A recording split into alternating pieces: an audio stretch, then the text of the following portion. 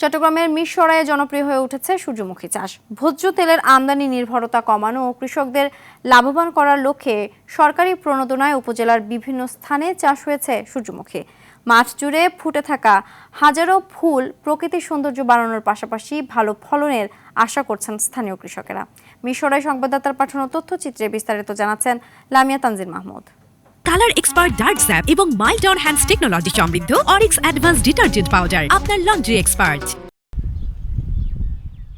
সূর্যের দিকে মুখ তুলে দাঁড়িয়ে থাকা অসংখ্য সূর্যমুখীর হাসি আশার আলো দেখছেন চট্টগ্রামে মিরসরাই উপজেলার কৃষকেরা। অনুকূল আবহাওয়া ও ভালো পরিচর্যায় ইতোমধ্যে অধিকাংশ গাছে ফুল ফুটেছে। এতে ভালো ফলনের আশা করছেন কৃষকেরা, তবে সম্ভাবনার পাশাপাশি রয়েছে চ্যালেঞ্জও।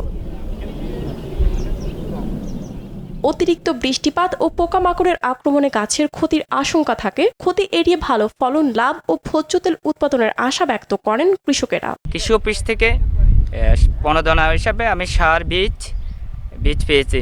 এগুলো থেকে আশা করি ভালো একটা লাভজনক আয় হবে। নিয়মিত জমি পর্যবেক্ষণ ও প্রয়োজন অনুযায়ী কীটনাশক প্রয়োগের পরামর্শ দিচ্ছেন কৃষি কর্মকর্তারা।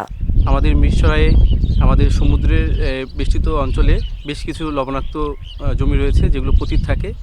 আমরা কৃষকদেরকে সেই সব অঞ্চলে এই সূর্যমুখী আবাদটি করতে বলছি। আমরা এবার প্রণোদনা এবং প্রদর্শনীর মাধ্যমে কৃষকদেরকে বীজ, সার এবং যে কীটনাশক সহযোগিতা করেছে। প্রয়োজনীয় সহায়তা, প্রশিক্ষণ ও বাজার ব্যবস্থা নিশ্চিত করা গেলে মিরসরাইয়ের কৃষকদের জন্য সূর্যমুখী হতে পারে লাভজনক একটি বিকল্প ফসল। লামিয়া তানজিল মাহমুদ, RTV।